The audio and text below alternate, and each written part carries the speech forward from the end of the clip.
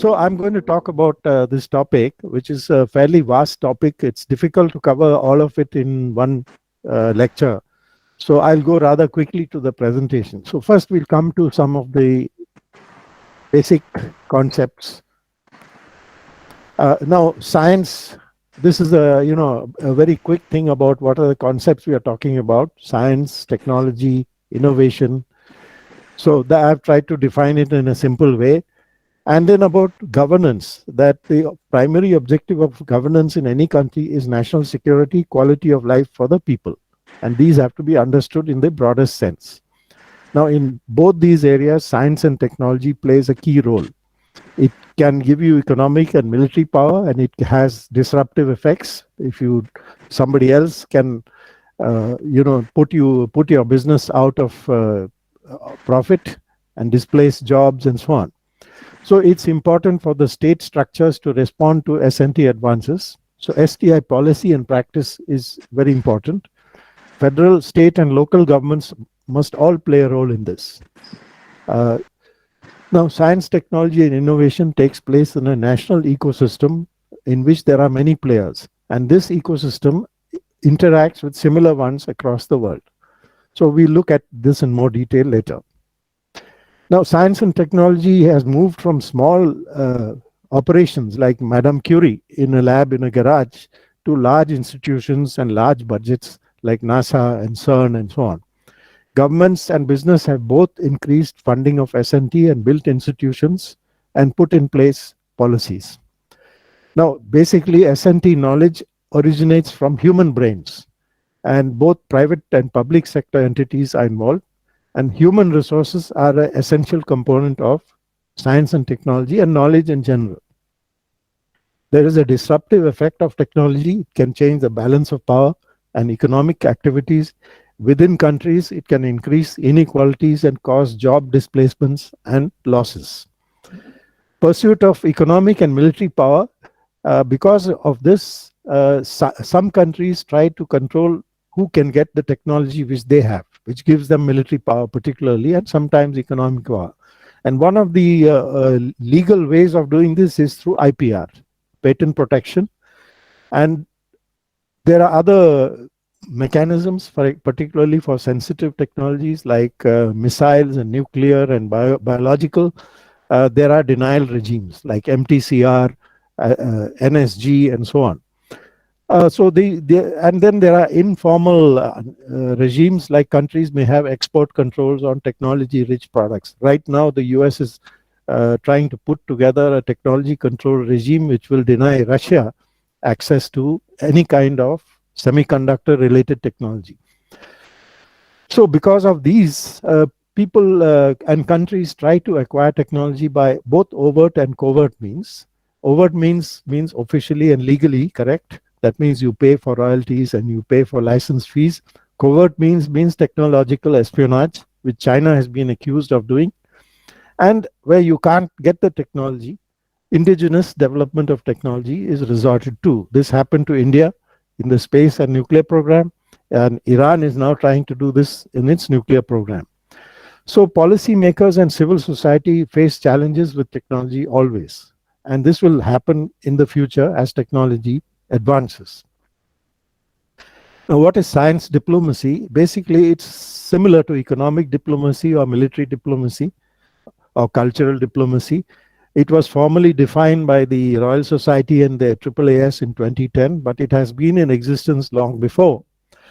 It basically means you integrate science and technology considerations into diplomatic frameworks and policies. And it has gained importance because of the increasing importance of science and technology in international relations. As I mentioned, it contributes to economic power and military power and prestige. And generally speaking, there is a growing importance of knowledge-based activities for competitiveness and economic benefits among countries. So this is the orthodox definition of science diplomacy by AAAS and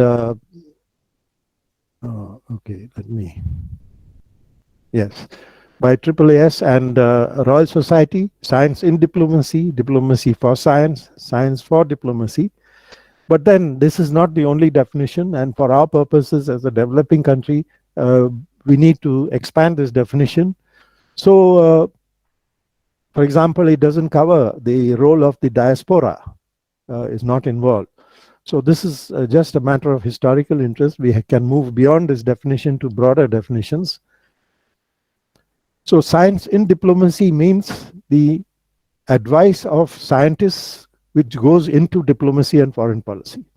And this initially started with nuclear weapons, because the diplomats needed to be briefed on nuclear issues by scientists in order to negotiate various things. But this is now expanded to a large number of areas of science and technology. And here, advanced countries have been the leaders, and they have been setting the agenda to many global challenges.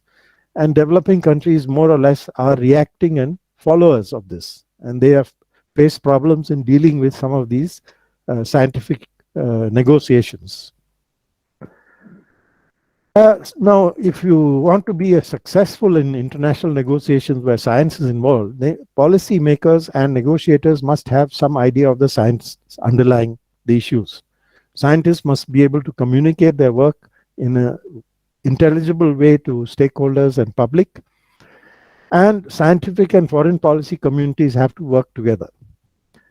Improving scientific capacity of delegations from developing countries is very important, especially in things like climate change, health, safeguarding biodiversity, etc., where sometimes developing countries are just faced with a solution from the advanced countries, and they find themselves at a disadvantage in analyzing and reacting to the implications.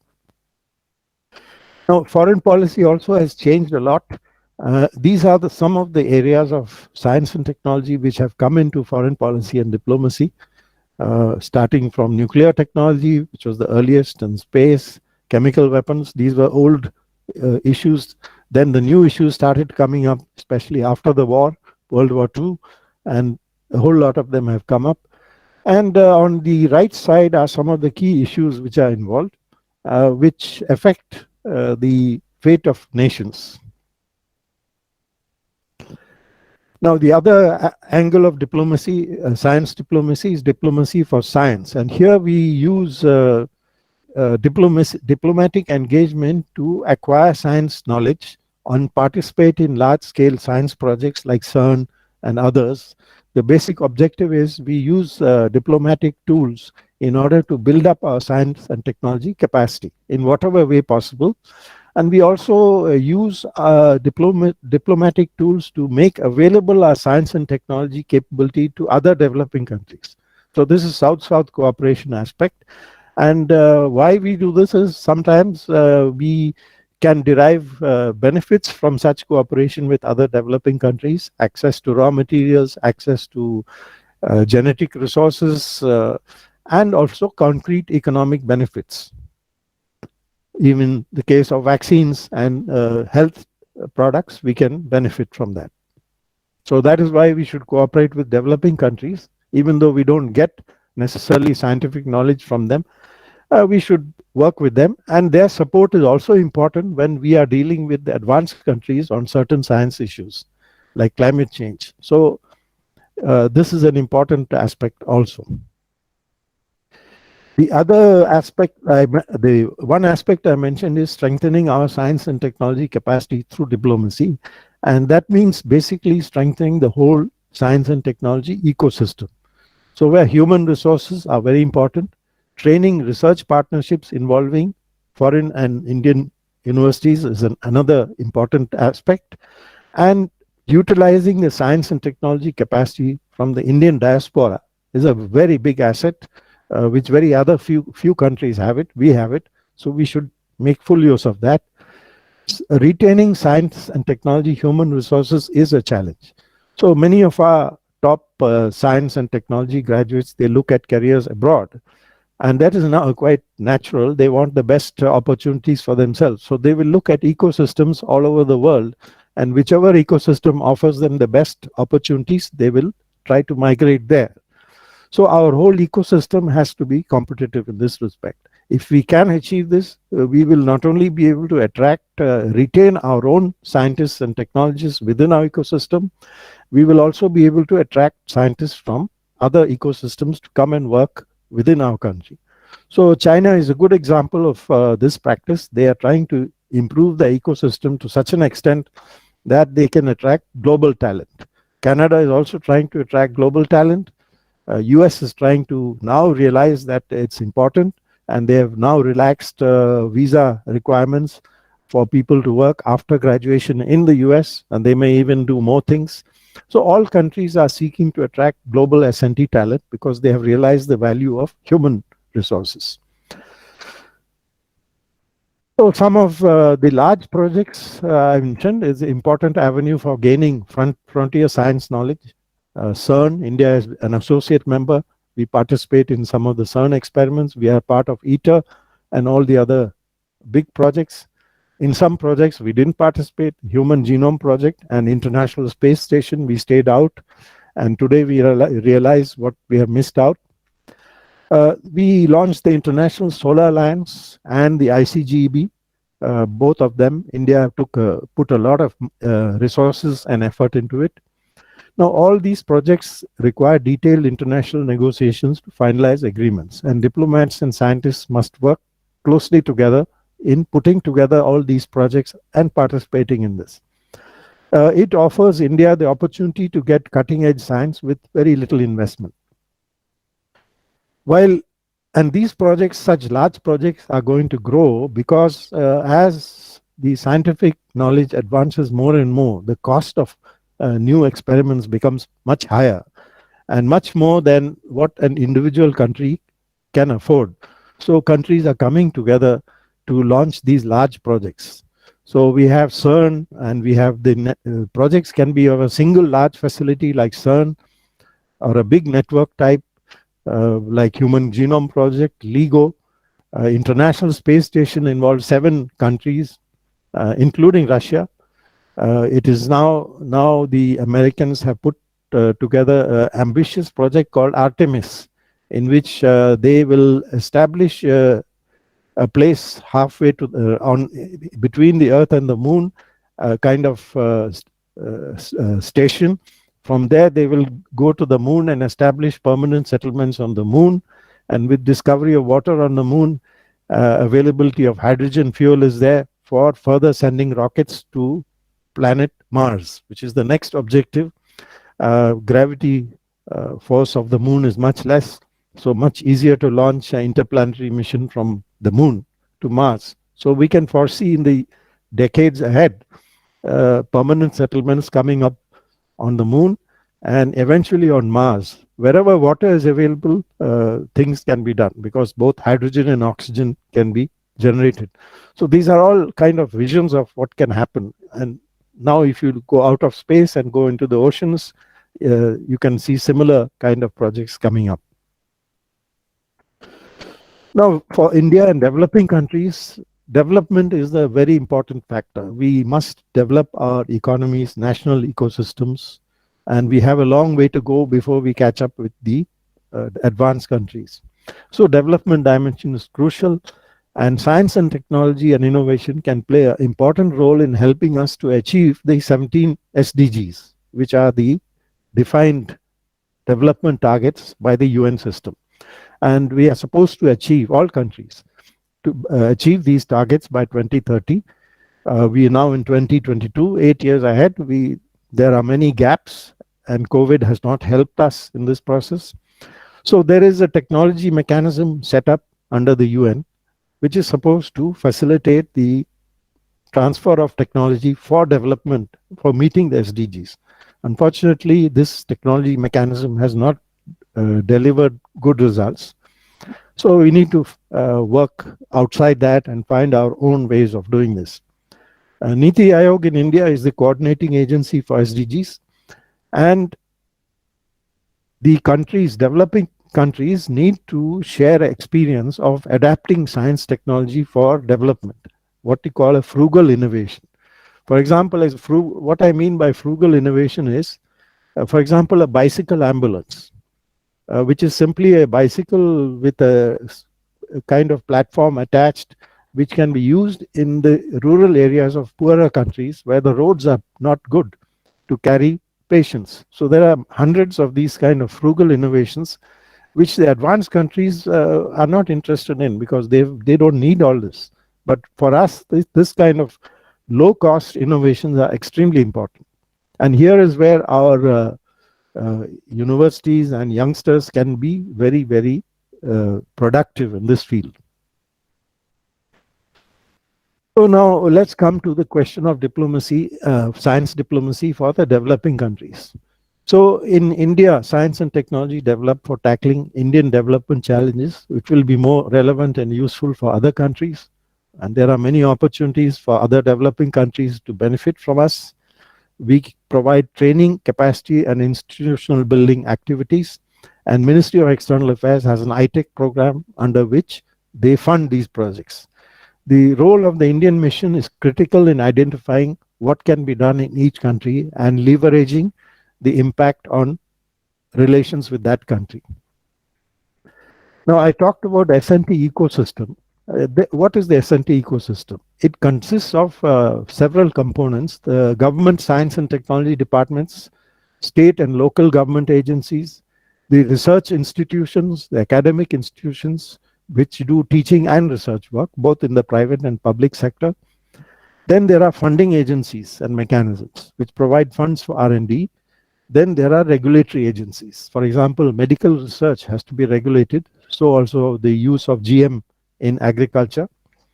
Then there is the IPR system, the patent system, and the agencies which commercialize science and technology, like the incubators, and then the business community is very important. They are the ones who will convert the knowledge into economic products. Civil society, they are the consumers, and they are the people who sometimes react to new developments in unexpected ways. For example, if they are not well informed about genetic modified foods, the reaction can be negative. Similarly, if they are not well informed about certain kind of gene therapies, their reactions may be negative and may cause problems for the scientists. So social activists, consumers are also very important. Now, when you talk of technology prowess, there are three or four indicators which measure this. The first indicator is how much do you spend on R&D as a fraction of as a percentage of GDP. That is called GERD, and research intensity.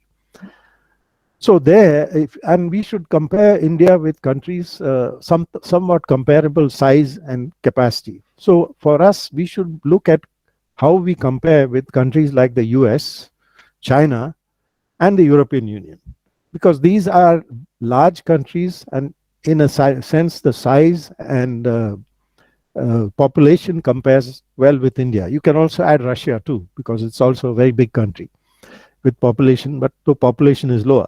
And here, if we look at the R&D spending, we are at 0.7% of GDP. This has not changed much. In 2021 also, it's about the same. And we are well behind countries like the US, which is a huge economy, but still 2.8% of a much larger economy means they're at least 4 times, and the economy is about 4 times, so 16 times us. And China 2.1, Israel and Korea were the leaders, 4.3 and 4.2% of GDP. So we are far below these competitor countries in spending on R&D. The second indicator is number of researchers per million population. So here India has about 218 in 2015, which is still quite below China, 1200, below Brazil, below Russia and South Africa. We don't have figures for the US there. But generally speaking, our number of researchers per million population is low. And this has an important bearing, because unless you have researchers, even if you want to spend more money on R&D, that money will not be spent.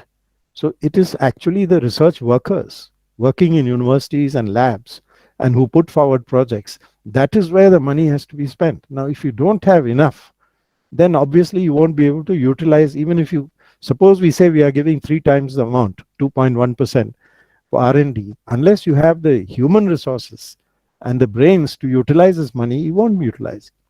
So if we look at our budget of the Department of Science and Technology, you will find that the budget estimate is A, but the actual expenditure is often below that. So it reflects the fact that we don't have enough people to come forward and use that money, even at this low level. Now, the third indicator is how is the expenditure on R&D coming? Is it coming mostly from the government, or is there a balance between governments and non-governmental sectors? So here in India, the spending is much heavily in by the government. For 45% state governments is very low, higher education low, public sector industries and others 38%. So we need to increase the spending on R&D by other institutions. The R&D spending of the central government is dominated by 8 big agencies. We'll come to that. The higher education sector participation in R&D in India is very low. Many universities lag in R&D. And of course, I can understand that, because many universities, their primary objective is teaching. Research is often not considered by the managers or the funders of the university as that high a priority. So research takes a second place. This needs to be addressed, and the new education policy 2020 and the new draft STI policy can make a difference. For example, if you and universities like Kerala University, there are many ways in which you can improve your R&D performance. Weizmann Institute, you could look at models like the Weizmann Institute in Israel, which they call themselves a research university only for postgraduates. They go to the extent of even having a IPR cell. Now, the IPR cell is not just sitting there passively; it's proactive. They involve themselves in discussions about all research projects which are being put forward for funding, and so they suggest things which are likely to lead to commercializing results. So universities with a little bit of imagination can really, in India, can really bring to the fore the talent which is available within our country. I mentioned the central government because the biggest chunk of R&D comes from the spending by central government. So there are 8 science ministries are in yellow. The big players, the big 3 are DRDO, Atomic Energy and Space, which is huge amount of budget. The others are relatively small.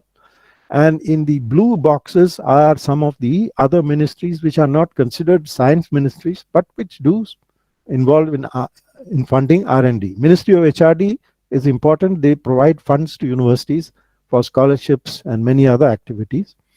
And there are other active actors such as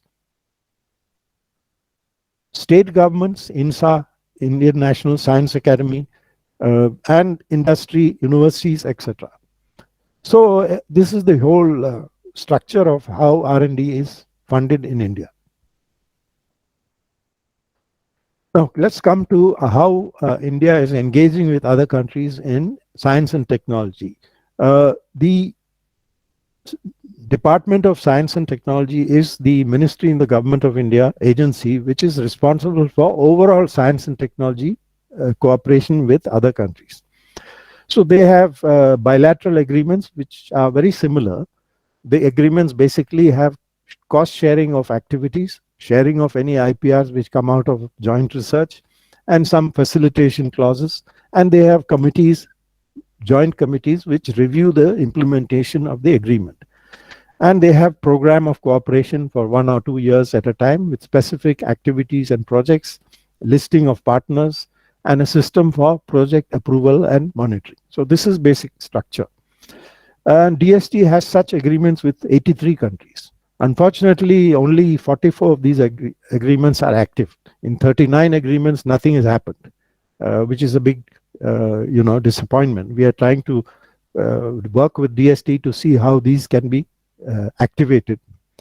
Now, this is not the whole story. Bilateral agreements in science and technology also are entered into by other agencies like Department of Atomic Energy. They have agreements with 13 countries. Department of Space has agreements with 36 foreign entities and governments. So now we find that within the Government of India, the overall coordination is lacking. Department DST does its own thing. DAE does its own thing, DOS does its own thing. So there is not much of coordination between them. Now, if you look at MEITY, information technology, they also have agreements with foreign countries. So this is a problem for our science diplomacy. How do we coordinate what different agencies within India are doing with other countries? Now, when you are dealing with a country like China, for example, DST has no agreements, but they have an agreement with Taiwan. On the other hand, if you look at DOS, they have many agreements with China. So if you're dealing with somebody like China, then you need to have good coordination within your system so that you can firstly exploit synergies and secondly, make sure that you're carrying the same message forward. Now let's look at our network, overseas network for science and technology cooperation. At present, we have 4 posts of science counselors: Washington, Moscow, Berlin, and Tokyo. And they are people who are selected by DST on deputation for 3-year assignments. Now, the process for selection of these science counselors is limited to government institutions and not private. So what happens is they issue a call for applications, they get applications, and then they screen it. So 3-year term, they go and they work as science counselors. There is not much of pre-assignment training for them as to what they should be doing, how they should do it, and so on. Similarly, when they come back, they go back to wherever they were deputed from, and there is no system of keeping in touch with them and using their experience for future activities. This is something we found when we tried to organize a conference of science counselors, past and present. We found that the ministry concerned, DST, they did not even have a proper list of those who had been science counselors in various countries. So anyway, we did some work and we got hold of, made a proper list and had consultations with them. In addition to what comes out of DST, DAE has its own scientific officers in Paris, Vienna, and Moscow. And ISRO has also got people from in Paris and Washington. And DRDO has one in Washington. And I think there is one more, I'm not sure. I think in London, I'm not sure. So there is again a multiplicity of agencies sending people abroad to work on S&T cooperation. Now, this raises the question, can't a science counselor or a scientific officer sent abroad, can't he work for the whole of India in promoting S&T cooperation rather than only work for his department? Even though his department is funding it, why can't he work for the whole of the government S&T system? It is something like the Ministry of External Affairs is funding officers abroad, but they do the work for the whole of government of India. They do work for the Commerce Ministry, they do work for the Ministry of Culture, they do work for the whole government and even outside the government. So this is an issue which needs to be addressed. Now, where there are no scientific officers posted abroad, in the rest of the countries, the work is handled from India. And mostly it is event driven during visits of Prime Minister or President. When they are preparing for it, they look at this and then the idea comes that let us sign this agreement during the visit. That is done. Now, I mentioned 39 cases where agreements were signed and nothing has happened. So some of these fall into this category. Now, in many other countries, science and technology related work is handled by IFS officers who are also doing economic and commercial work or education and culture work. And the initiative is largely left to the head of mission. It depends on how much interest he takes, because there is not very little demand coming from New Delhi about what should be done in the science and technology field. Now, recently, a Prime Minister has instructed that our missions abroad should work on 3 T's: trade, technology, and tourism. And this message has been communicated by Foreign Secretary Sringla to ambassadors all over the world. So this emphasis on now activating work in technology is welcome. Although it is still looked, I don't, when they are saying technology, there is a risk that it may just be looking at countries where we can get technology. Uh, we need not only look at that, we should have a broader vision of this, as I mentioned. Now, there is no science attaché or science officer in important countries like China, Israel, UK, Belgium for the EU, and Republic of Korea. China is the number 2 world spender on R&D, and it is close to catching up and overtaking the US in science and technology. So we have no science attaché there. Now, who keeps us informed about what China is doing in S&T? Who is there to maintain contacts with Chinese S&T institutions? I recognize that there are tensions with China, and there's a country which we have problems. But certainly we should keep track of what the Chinese are doing, and we should have our linkages within the S&T establishment of China. UK, Belgium for the EU, European Union. Headquarters is in Belgium. I think we need to have a science attaché.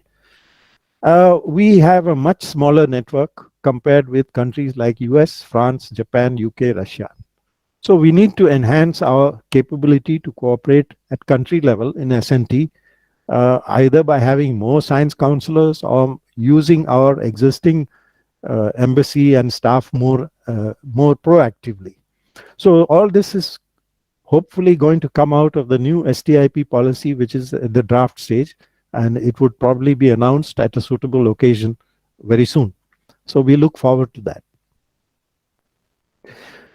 So, I will not spend too much time on this. Science, there are different models of how to carry out science and technology diplomacy abroad. Like you have them in the embassies, but you could have an independent network like the UK. France has also got departments in the embassies, and they follow the system similar to ours. US again has both types of system. That means science officers as well as their own diplomats handling this. Germany lets every agency within their country establish networks abroad. So what you find in a country like India, several German agencies are operating offices here. And Russia has now recently proposed a new interesting idea of to have a digital attaché, which is specialized in digital ICT cooperation in 16 countries. India is one of them where they are planning to have. So all kinds of different types of networks are there. There is even a science ambassador in Silicon Valley by some countries, Scandinavian countries, and so on. So for India, what are the possibilities? Well, we can train our own officers to carry out the role of science attaché with giving them guidelines, which is the US model. We can have more posts of science counselors in more countries. I understand we may have another few more posts created, but we have limitation of personnel and resources. Then we could set up joint agencies with countries. We have them with France, Germany, and India. We have an Indo-France cooperation agency in S&T, similarly with Germany and USA. We can use specialists at home for specific research projects on specific topics like the US does. Or we can have a network of S&T cooperation with offices in various places. That means like the UK, Switzerland, and Netherlands. That will be, of course, very expensive for us, and no private or other agency in India would be able to afford this. So as far as what Indian diplomacy should do, what are the options? I think, first of all, we need to have more full-time science attachés abroad. And we must have more of our officers being told to do science and technology work as part of their normal duties there. They have to be given guidelines and trained and given instructions. Like the Ministry of Commerce has given guidelines to commercial officers for commercial representatives. So a pretty clear guidelines for what an officer who's handling commercial work is expected to do. It's a handbook. So similarly, we have to follow a similar approach for science, technology, and innovation. Within India, many important ministries do not have scientific advisors. So we have Prime Minister's principal scientific advisor to the government of India. He is Professor K. Vijay Raghavan.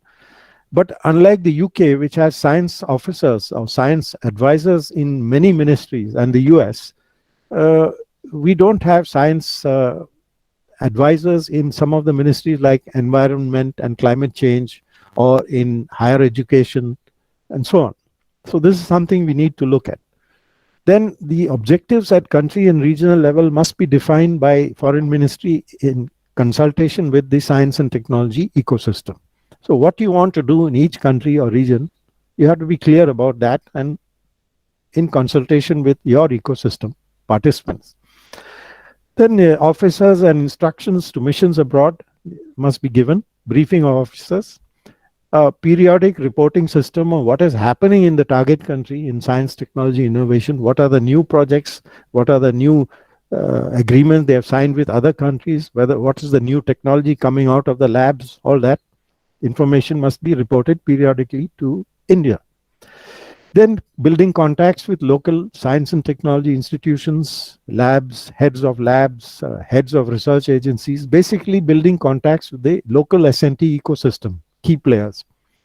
Facilitate cooperation with the home country institutions, and then facilitate participation in large science projects. When these large science projects are being at the discussion stage, then we should get involved in the discussion and play our role in it, bring our own perspectives there, and then engage in them at an early stage. Then stronger coordination of external engagement in STI within MEA. We need to have more focused unit for dealing with STI cooperation. So now let me talk a little bit about science for diplomacy, how science can be used to improve relations among countries. That is the whole approach. There are examples which are listed here. So scientists can help interacting with each other across a divide, can build confidence and provide channels of communication. Scientific cooperation on dealing with common problems like health and environment can strengthen relations with neighboring countries. For example, in South Asia, challenge of air pollution, disease control, water management, energy networks, these are all potential areas where cooperation among South Asian countries, including Pakistan, can be promoted. So it's similar to cultural and sports diplomacy. We have a lot of sports interaction and cultural interaction with our neighboring countries. So science is a similar area we can exploit for dealing with common problems. These are only a few of the problems I mentioned. There can be even more. So these are examples of what happened in other countries on using science to improve relations. Now, during the COVID period of 2 years, we had a lot of disruption, loss of lives, unfortunately. But there were many areas where India actually came to the forefront. In the WHO, India was in the executive board, and we were chairman of the executive board. So we were engaged in the whole thing about how to improve the WHO's response to pandemics. So finally, now a new instrument is being drafted, whether it's a treaty or guidelines, we don't know. Discussions are on how to strengthen funding of WHO and the international health regulations.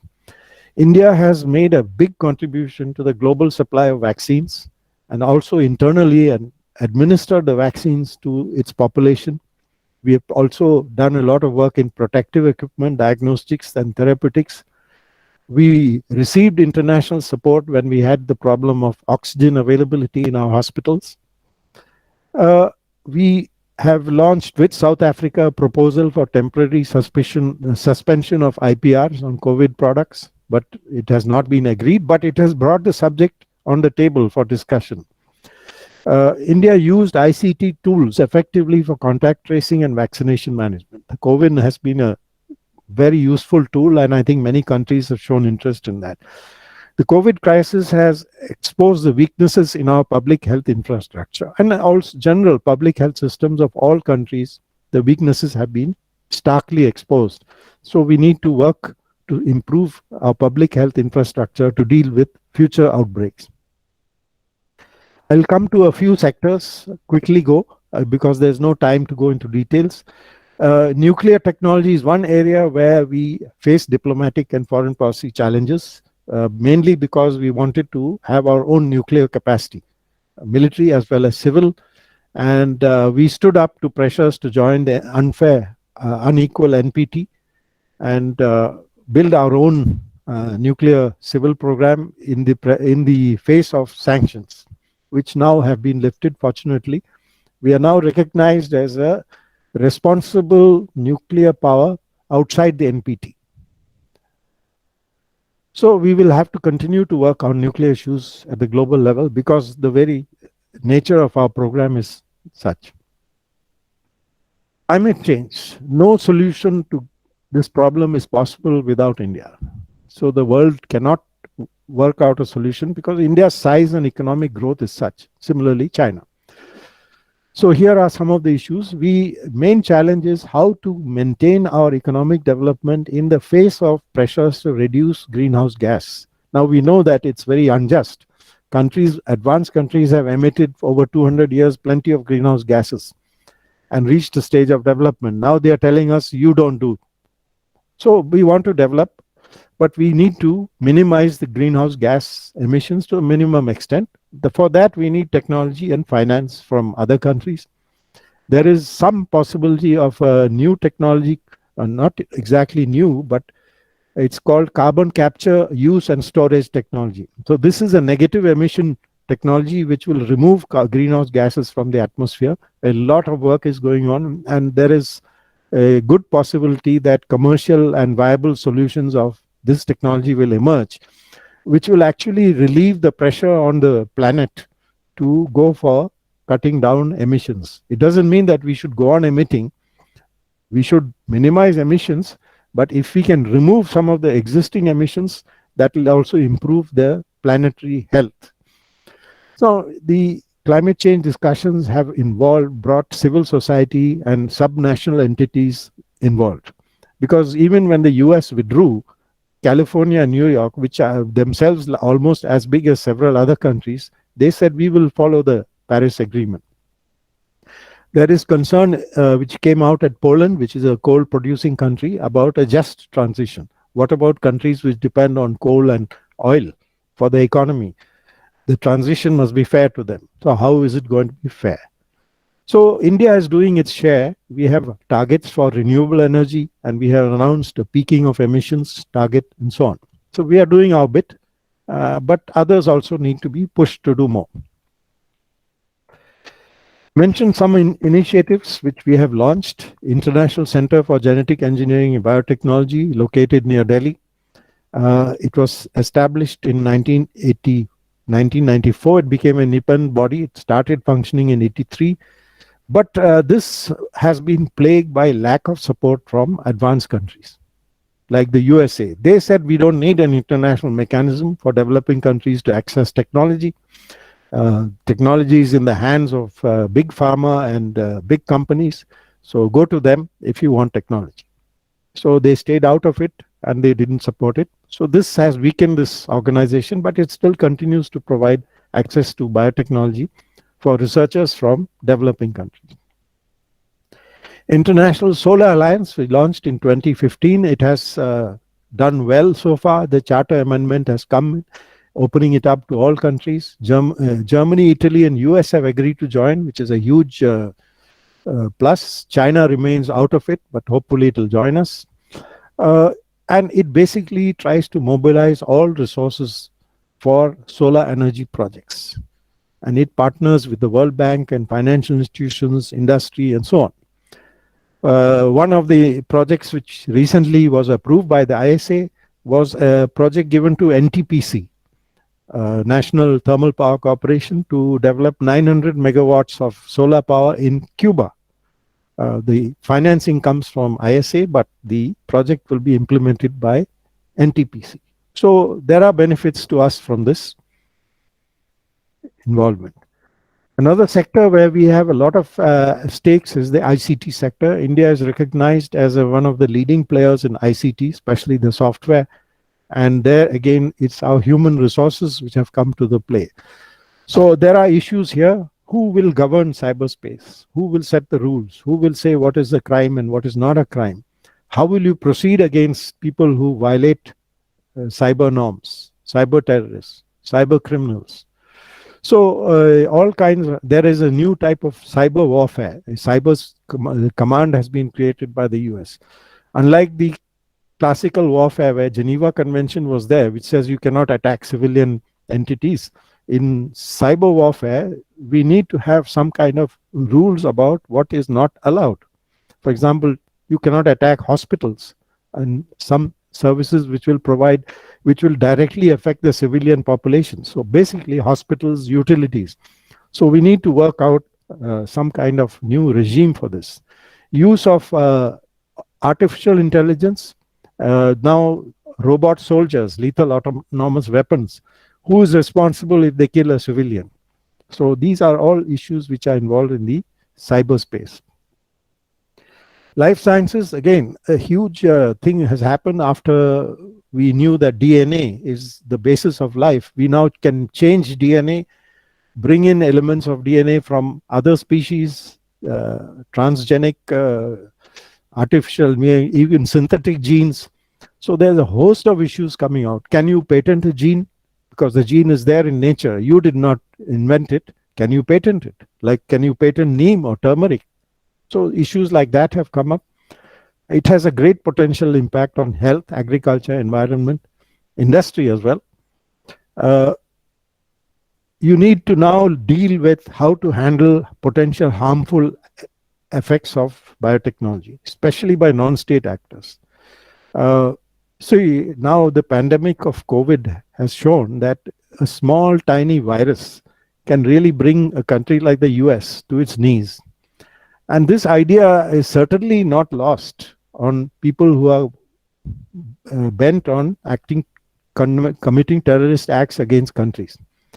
I'm sure they have already understood that, look, if a small virus can do this, it's now something which needs looking at.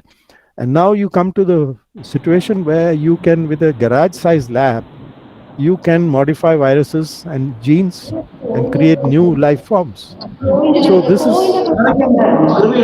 okay. Joel, okay. Thank you, Joel. So you can imagine that what can happen if a terrorist outfit with significant financial resources can manage to set up a lab and modify a pathogen and multiply it and disperse it. So we need now to look at the Biological Weapon Convention, which has nothing on verification. We have to strengthen it to deal with these kind of threats. Then there are ethical issues. You can modify genetic gene therapy. You can modify human embryos. You can have new technology for human reproduction, which raise a lot of ethical issues which need to be handled. For example, do you want everybody, somebody can now say, I go to a lab and say, I want a child, but he should be 6 feet 5 inches tall. And they do a genetic modification for that purpose. Should that be allowed? On the other hand, if you go to somebody and say that, look, I have a thalassemia and I want to make sure my children don't have it, can you modify the embryo? Okay, that sounds more reasonable. So such issues are there. Managing the oceans, 71% of the Earth's surface is the oceans. Life on Earth originated from the oceans and came onto land. There was no life on land. So the oceans are the mother of life. But we don't look at it like that. We dump everything in it. We fish wherever and take whatever we want from it. We fight over this part of the ocean is ours and this part. We mine the seabed. We take out oil and gas and we dump it in the sea. Tankers wash their tanks in the sea. So the oceans are in a bad state, and we need to fix this.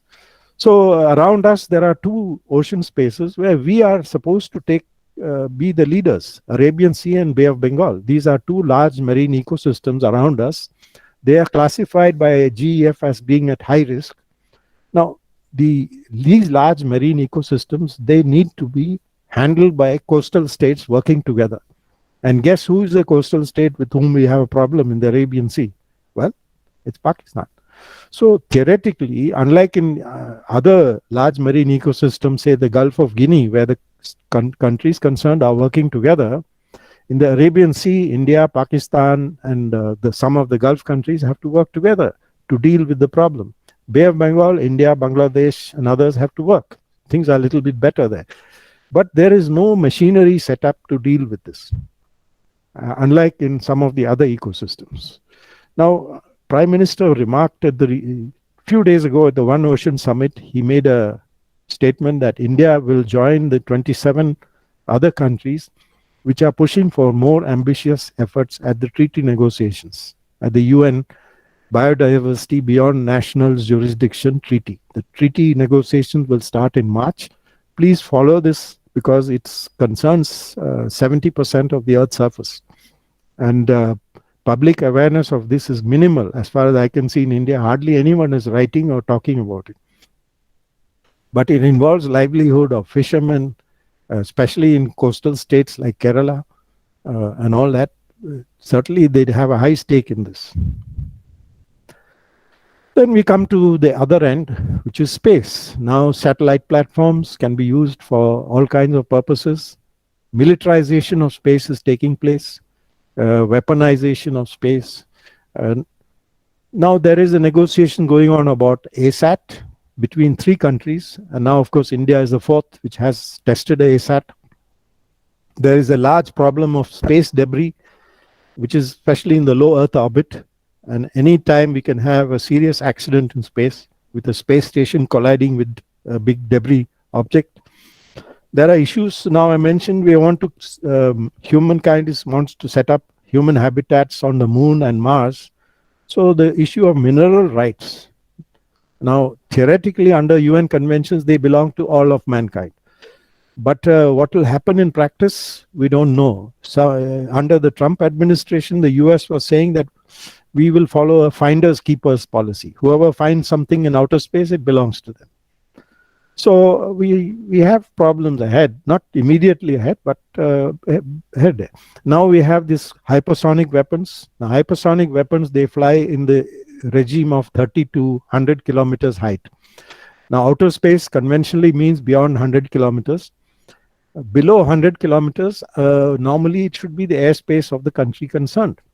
But conventional airspace agreements don't talk about the zone between 30 and 100 kilometers. So this part of the area around the Earth is a gray area. We have to define the rules about that. Do you need permission to overfly? If there is requirement, then hypersonic weapons can't be used.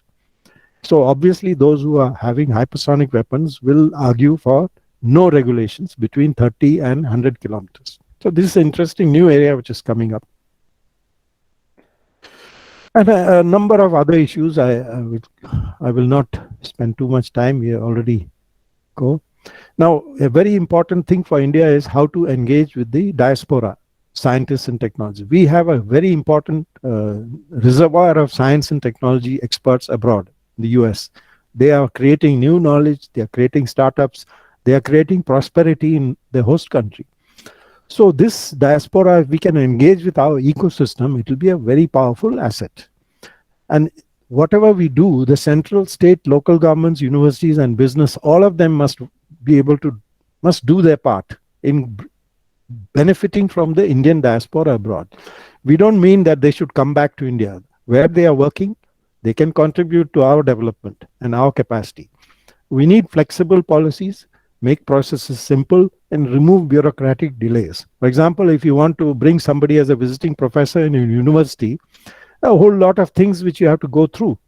You should simplify this. I mean, it should be made as simple as possible. You want to you want to have a visiting lecture overseas, online or physical, make it simple.